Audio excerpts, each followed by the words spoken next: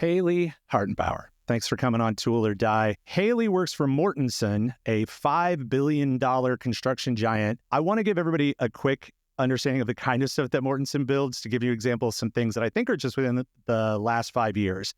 Largest solar and storage facility in the U.S. ever in California. What was that? That's Edward Sanborn. Yep. Yeah, Edward Sanborn. 1 megawatt power, 3 megawatt storage, if I'm correct. Huge. 100,000 square foot chemical plant in Phoenix to support the TSMC fab launch, which is obviously one of the biggest construction projects of the last few years in the U.S. And my personal favorite, a $350 million upgrade to the Kings Bay Naval Submarine Base, which I hope we can talk about.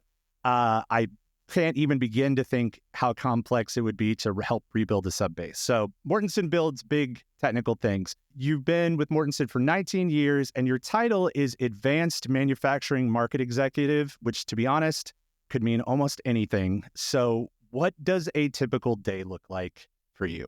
Well, quite honestly, there is no typical day in the construction industry. I think the simplest way to put it is I'm a construction manager. I manage the construction process. Most of my career spent on site in the trailer managing the work.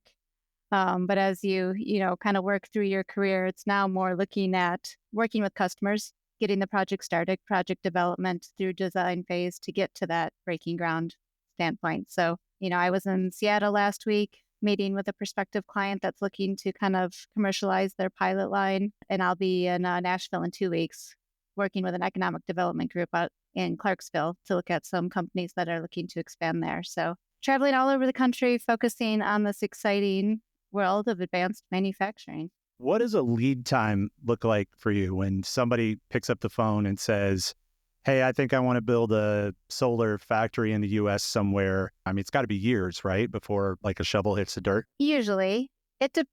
Hopefully they're calling us years before they actually want to get started. I think that's the mistake people can make sometimes is waiting too long to get a contractor and designer on board to help them with that process. It really depends on where they're at with their process engineering and how far their technology is developed. It's hard to build a building if you don't know what they're going to be doing inside. So working with that customer to understand how well developed their process is, especially if you're going from pilot to commercialization, how well they understand that change will depend on how long before we can start building foundations and getting their building going.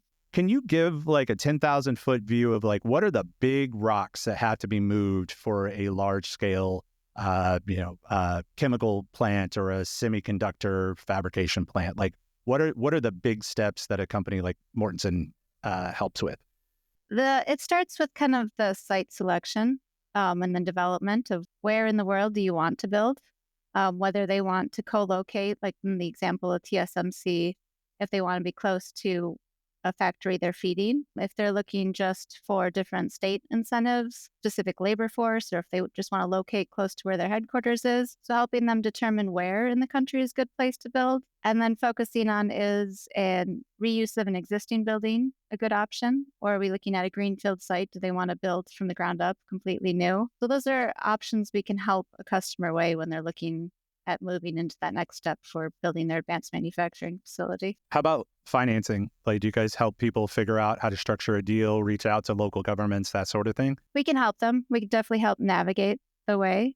We do have a development arm that can work with looking at different options with leasing properties for them. And then because we are also on the other side of the manufacturing line where we do install the battery storage, we do install the solar panels, we know a lot of customers that are looking for their product. So we can help make those connections for the people that are assembling their first energy storage module in the U.S., which developers are out there looking for a new product to install at a utility scale level. So I live in Scottsdale, Arizona, and I've driven at distance past the new TSMC plant, which is absolutely colossal. To what extent do you guys interface with local governments regarding, say, like water supply, or is that left on the client side? Because that's a big topic around here. So, water supply and even more than that, power supply. I guess in Phoenix, water is probably just as big, but that's part of what we do. working with all these different sites across the country is knowing who has the water and power readily available, or if not readily available, how soon would they be able to get enough power to feed their facility?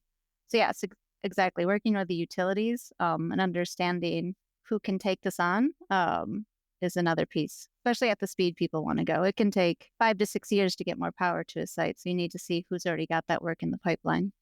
So since you guys are working on projects which will, outlive any elected official and require, relationships that could transcend like multiple elections in a row. Does everybody on your end have a security like the highest level security clearance? Because these are like long-term, like basically strategic assets that the country's got to protect. Depends on who our customer is.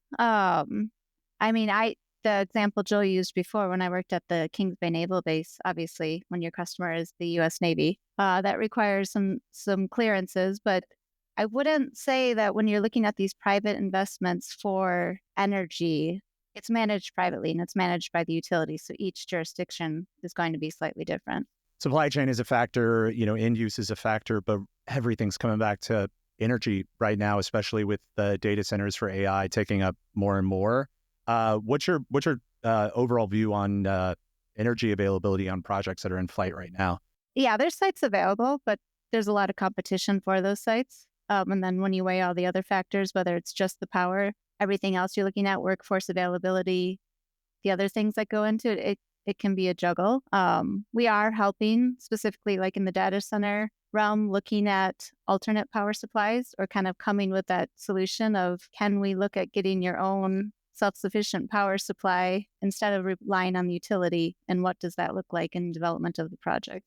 I presume most of that's not nukes right now. Those are still fairly outlier projects. Does that generally mean like, hey, can we actually build another like nat gas facility here, that sort of stuff? Yeah, and looking at renewable energy options doesn't necessarily get you to the level you need, but what's a combination to get you over the line you're looking for? I'm going to give you a sneak preview, which is that I want to talk about this sub-base. However, we're going to go all the way back. You came out of school right into Mortenson almost 20 years ago. So you have worked at a lot of different levels within the company. What has it been like to see the last 20 years in large-scale American construction and manufacturing? Because there's definitely been some fallow times, and then there's been boom times like we're sort of entering into now. Yeah, it was interesting because I started my career in the early 2000s, and I started with what we then called our heavy industrial group. But at the time, we were kind of coming out of the heavy industrial, and all the projects we were focusing on was renewable energy installation. So it was kind of like by the time I started in the early 2000s, any of this sort of heavy industrial that market was definitely turning down. And what was heavy industrial referring to before it kind of switched into the renewables? Again, any industrial type projects. We worked in like the Iron Range of Minnesota. We did focus a lot on advanced technologies within the semiconductor in the 90s, working for customers in that realm. That work, again, started to go overseas. We continued to work with customers on their existing campuses, but as far as these large mega project expansions, that kind of tapered off for a while. And now, again, starting to see that ramp back up. All right, I'm just going to skip to it. Give me as much as you can.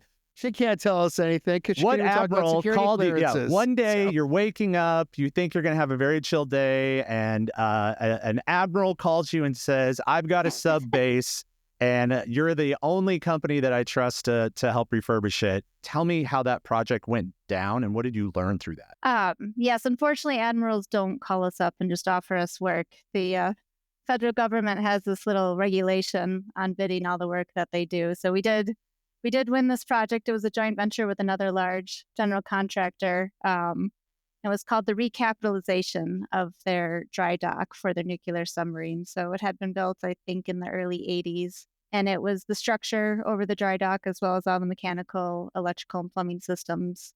We had a very short time frame. This dry dock housed certain nuclear submarines that had nowhere else to go. So we had a short, I think it was about 8-month window where they had it deployed when we had to complete the work before it could come back into dock.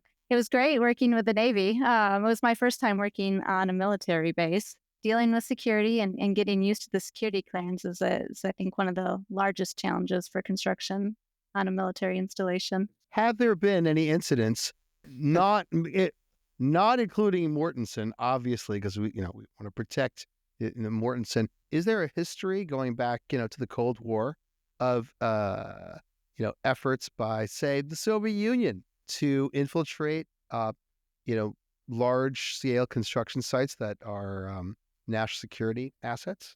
It sounds like that's felt like a leading question, as if you. Well, I don't know, but I figured I should ask someone credible. Alex is always looking for opportunities to sell secrets to other governments. It's the opposite. I want to prevent their sale. So let's talk a little bit about right now. There has been a huge reinvestment over the last 2 or 3 years from the CHIPS Act, IRA as well, kicked a lot of stuff off. I have seen numbers that say something like 3 to 4x multiple for private financing for all of the government funding that was unlocked for those things. Now we've walked into a new administration. Most of the IRA and CHIPS Act work is still alive. Those bills are still enacted. But are you seeing any slowdown in or pausing in those industries that had been unlocked? Or was the momentum already such because of all of the private investment that most of that is still cooking? Yeah, there's still a significant backlog going on. I mean, you saw in 2022, the industrial construction starts skyrocketed up like 200 some percent from the year before. So that's where you saw this big boom, and we're still seeing some of that. But you definitely felt a slowdown coming into this last election as everyone kind of paused to wait and see what was happening. But I think regardless of the outcome, then once it was decided, we're back up and running. Mortenson, 80-year-old company, you guys build stuff, you're a construction company, you'll always do that. But as the company has evolved, you're obviously more like developers and partners and trying to help people figure out how to actually not just build the factory, but staff it or operate it. What are the challenges, even down to specific industries in American workforce that you guys are seeing, and what regional differences are you seeing as well? When you plant one of these mega factories, it definitely changes the landscape of the area people are working in. I mean, the project that they're doing, the LG Hyundai joint venture that we are not associated with, that they're doing in Savannah, Georgia, I mean, that's a new off-ramp on the highway. It's a whole village that's coming in. It's really changing the communities that you're coming to. So it's important for these customers to come in knowing that they're going to have that huge impact, and they need to start that canvassing of the neighborhoods early to help people understand that they're here to provide work, that it's going to be a long-term commitment. I would hope that would be obvious with the billions of dollars that they're investing, working with the community and the economic development groups to help them understand what the opportunities are. How do we point the part of our audience, especially the younger folks who are like, I don't know if I should be an electrician or a machinist, or what part of the labor force should I be aiming at right now? Oh, electricians. You should be an electrician, hands down. Between the data center work and the manufacturing work, that's definitely in high demand everywhere you go. But I mean, construction industry and the manufacturing industry are looking for labor. It feels like we always are, but especially with this increase in the last 2 to 3 years, it's a struggle to find workforce everywhere. Almost everyone I know, I grew up in New York City, claims to be a good faith YIMBY on almost everything until it's time to build something. It could be literally anything. It could be a school, literally anything. And suddenly these YIMBYs become NIMBYs. So the general narrative right now is that there's too much regulation across the board in every area. To what extent are these projects delayed or take longer because of politics, regulation, or just intransigent locals? I would say if you look historically, all big projects take longer than people planned. Whether it's a IT software project or a construction project, everyone seems to have best case scenario when they enter into these items. You try to kind of identify those risks, your permitting issues, where you can get a lot of that feedback that you're looking for from the community that can delay a project. Again, I don't know that it's any greater than every big project in the history of time that maybe has come across some hurdles that they've had to get over. I mean, that said, we do have, the U.S. has a perception, at least, of taking longer to build, and it's not a perception when it comes to demand economies like China, that it takes forever for us to build things. And I understand that you guys have to partner with all of the regulators and people that are also, maybe sometimes holding up some of those barriers. But is there anything that you can point at and say, man, if we could really speed up this, it would be a step change in how fast we could build large scale developments in the U.S.? It depends on the region you're going to. I think, specifically with some of these industries being first of kind, in the battery market, you read the news about thermal runaway and thermal concerns, chasing people's perceptions on how it's going to be addressed. Comes into play when you're bringing over the technologies from other countries where they don't necessarily have the same fire codes and life safety codes. So I don't know that it's a bad thing that we're taking our time to ensure that these facilities are safe for their communities. And it's just maybe feels a little bit longer because it's the first time they're being built over here. So it's a new technology and a new hazard that everyone's trying to address. I'm not trying to bait you into saying something that you don't feel comfortable saying, but let's maybe a more fun facet of the jewel of this conversation. Yeah, it would be the other day I saw something on in the forget what newspaper it was, that Boston intends to open up a new train station in 2040 or something like it was something crazy. So when you're at the office around the water cooler and a story comes down the pike and a few people in the office have seen, 14 years to build a train station, does everyone start snickering and saying, I know exactly who's on that, and we're nothing like that company? Like what is your reaction to the office to hearing anything like that? Or it could be, say, the California high-speed rail project, 25, 30-year project. Tell us how you feel when you see these headlines. I feel like they're planning appropriately for the challenges that are ahead of them. That's a good answer. I will say I worked on the National Bio and Agro Defense Facility. Oh. So it was a $1 billion research laboratory for the Department of Homeland Security. Has since been turned over to USDA to operate. And it going into it was a 10+ year build. They knew it was going to be challenging. They knew they had a lot of technology that was new, first of kind, first facility in the U.S. to be built this way. And so it was budgeted that way. It was planned that way. And when you're looking at some of these big investments, it's not unusual to put a 10-year timeline on it. That facility's in Kansas. Am I correct? I grew up in Missouri, so you should have put it in Missouri. We're much better with bio outbreaks.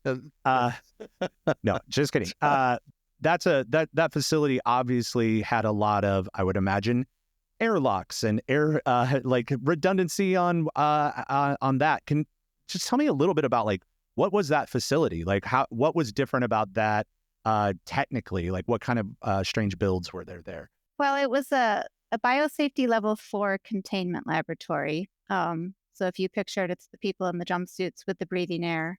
That's what biosafety level 4.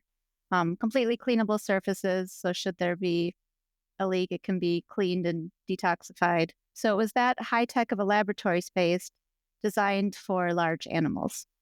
So you're kind of combining two interesting pieces that haven't been combined in the U.S. before. So you guys built the world's most bleachable barn, basically?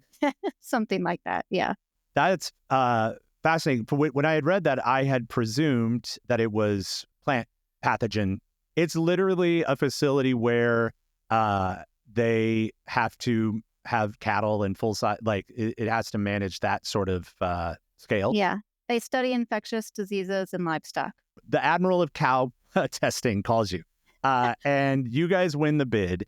But I don't know if you guys had ever built a facility like that before. But what is that planning process like? Because I have to imagine there just isn't an off-the-shelf plan for something like that. There may be best practices and equipment and resources, but there's not one way to do it. So what is the planning process like that for a facility like that look like? You're absolutely right. And when it is first of kind and something of this critical mission nature, and I mean even more critical than a battery factory, you need to build in time for your schedule for prototyping and doing mock-ups.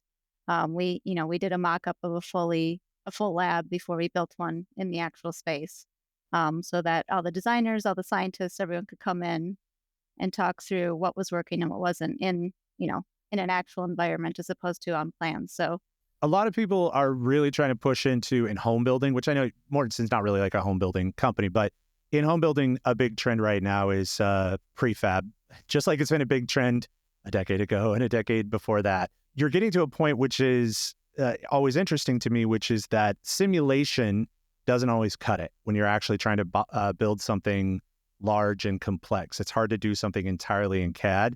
What are some of the surprising things that people that haven't built these type of facilities wouldn't expect about why you can't just do it all in simulation, because you do need to walk it around, or where some of the simulation falls apart when you try to integrate different systems? I would say it's getting better. I mean, we were working on a facility in the Phoenix area for a large manufacturer, and we were able to do a simulator for their automation machines, where you could get in and they use it for training for their employees, but to kind of integrate the whole system. And so I would say, compared to the laboratory that I built 10 years ago now to what we're seeing, I think the simulation process is getting a lot closer, but it's really, the same as the way you mock up a hotel room. Until you walk into the space and realize that the light switch that you need isn't where the light switches you need, it's hard to replicate when you have a headset on. You're not going to think about those things. The simulation, did you build it yourself or do you use a third party? Who simulates construction at that scale? We work with the tool suppliers because obviously we need their input on how their tool functions. And then we have the building modeled. And so it's bringing the two environments together. Don't technically ask me how that's done. You'd have to bring someone else on your show to tell you that. But I mean, they have their tool, we have the building, and we bring those two together. We work with them to bring those two together. Okay. And does your company allow employees to play Factorio during office hours? Or is that a ban, like a job, like loss activity? We really like to inspire what's possible, and you can get inspiration for your work in many different ways. So nothing's off the table. The company is about 4,000 employees. Is that right? Somewhere in that neighborhood? Closer to 6,000 total. 6,000, yeah. Okay. Mm-hmm. Like, where are the growth areas for individual careers inside of Mortenson? Where are you guys investing in people? We are looking for people in all different areas, talking about the integrated construction, working on the virtual design piece that is always a growing area, similar to the talk on electricians, mechanical and electrical engineering, really helping bring some of that focus in. It's growing in all areas, our advanced manufacturing, data centers, energy storage installation. The variety of projects is astounding, really, when you look at it. I mean, I've built wind turbines, stadiums, and nuclear submarine bases in the matter of 20 years. So it's quite an array. Batteries are still a really big part of factory build-outs now to manage load, and I don't understand that part very well. Are you seeing that more universally in a lot of the build-outs for large-scale on-prem battery deployments?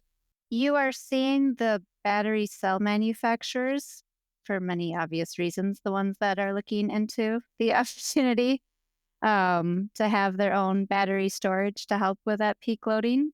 But I wouldn't say it's universal just yet. Even you'll see in a lot of solar installation, people put solar on their roofs, but getting them to pair it with the battery, I think, is still growing. I mean, the battery storage market you talk about the EV market, the battery storage market is doubling twice as much as that. It's just a lot smaller right now. So it has a lot to catch up on.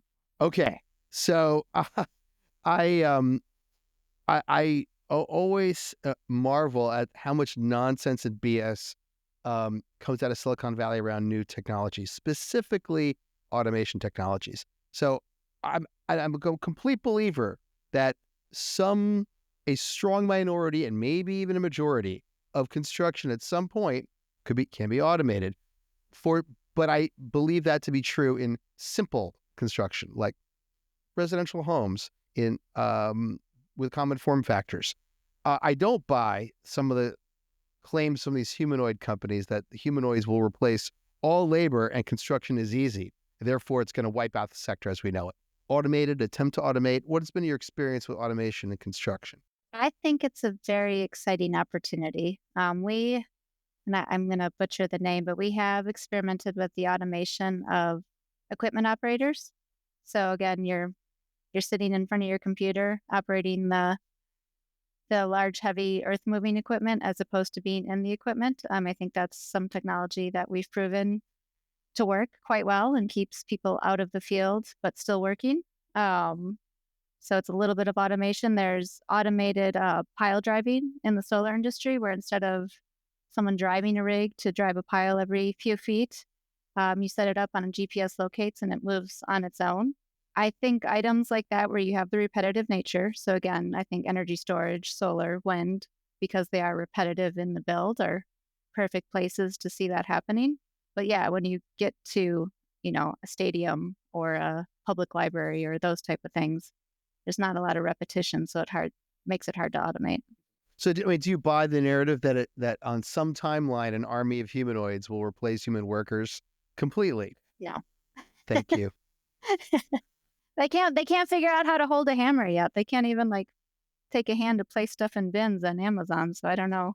One of the reasons, selfishly, I was so excited to talk to you is that you have a better on-the-ground visibility into what is actually happening in reshoring than anybody that we've talked to so far.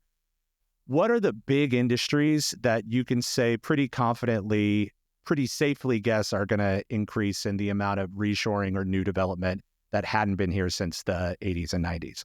From the contractor's point of view, we are definitely seeing that surge in the advanced technology side. So the semiconductor market, the EV market, solar panels, we're definitely seeing that need because you kind of tie it back to that energy security piece that is continuing. And again, we're still following along with these billion-dollar investments, and they need all their suppliers. So it's kind of that ecosystem they're creating is first you build the large battery factory, and then everyone that supplies it is going to start building around them. So that is still going on. How much are you seeing companies respond to the tariffs that will force even foreign companies to want to build their factories here? Automotive has been no stranger to this. Honda's been building in the U.S. since the 70s.